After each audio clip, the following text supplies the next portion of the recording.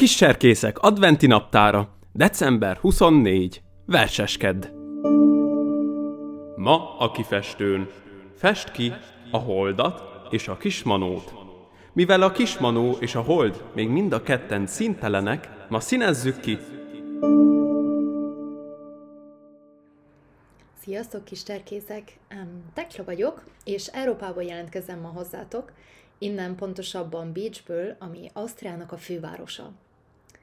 Hát elértünk itt közösen december 24-éhez, a várakozásnak immár mindjárt vége is ért, és hát a mai nap, mint ahogy hallottátok is, ugye kedre esik, ezáltal egy verssel készültünk nektek. Viszont fontos azt tudni, hogy nem ám egy akármilyen verssel készültünk nektek, hanem ez egy kimondottan, különlegesen mára írt vers, amit itt lehet majd először most mindjárt meghallani. Úgyhogy fogadjátok szeretettel a verset, aminek az a címe, hogy Kis cserkészek adventi naptára. Eltelt a várakozás minden napja, ma már itt karácsony hangja. Gyertyák fénye, mosolyok, álmok, együtt ünneplünk, kis cserkészek, barátok. Köszönjük a vezetők sok-sok munkáját, hogy szívből készültek, színesítve az adventi tájat. Videók érkeztek messziről és közelről, minden pillanat egy apró gyöngy. Kis cserkészek, most rajtatok a sor, küldjétek a rajzot, várjuk mindenkor. Legyen az ünnep színes és gazdag, ahogy a ti rajzaitok mosolyt fakasztanak.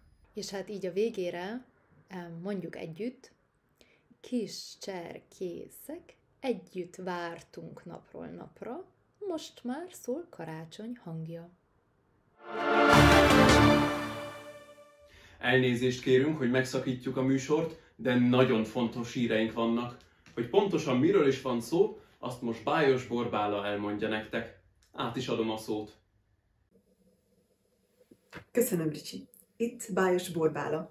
Ma, december 24-én Betlehemből jelentkezem. Csodálatos új hírekkel. Az előbb, amikor kikukocskáltam az ablakból, láttam 3 királyt elsétálni. És ez a 3 király nem más, mint a 3 bölcs király, aki a kis Jézuska felé indult el. Hát igen, megszületett a kis Jézuska. A 3 király fel volt pakolva ajándékokkal, és amikor néztem, láttam, hogy milyen jó szívűen vitték, és már alig várták, hogy megköszöntsék az új kis dedet. Viszont felberült bennem a kérdés, hogy miért ajándékoznak? Hát azért, mert szeretetből jön, mert szívből jön. És a kis Jézuska igazából pont erre tanít minket. Hogy szeressük egymást, hogy ne bántsuk egymást, ne legyünk gonoszak, hanem mutassunk szeretetet egymásnak, osszjuk meg a dolgokat, amik van, és törekedjünk mindig a jóra. Itt hozzá kell mondjam, hogy a legszebb ajándék, ami szívből jön, az nem is kell, hogy valami nagy tárgy legyen, hanem az, ami nagyon szívből jön, az akár lehet egy ölelés is, vagy egy puszi, vagy egy figyelmes gondolat, egy figyelmes levél, valami, amivel megmutatjuk a másiknak, hogy szeretjük és örülünk, hogy itt van velünk. Ezekkel a hírekkel mindenkinek egy gyönyörű, szép karácsonyi estet kívánok, és jó ünneplést a családnak, barátoknak, ismerősöknek. Szép együttlétet, mert ilyenkor az a fontos. Szeretetteljes együttlét. Köszönöm, hogy meghallgattak minket, és remélem, nem sokára találkozunk.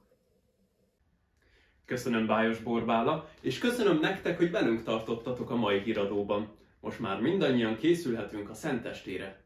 És ne felejtsétek el elküldeni a kiszínezett kifestőket erre az e-mail címre.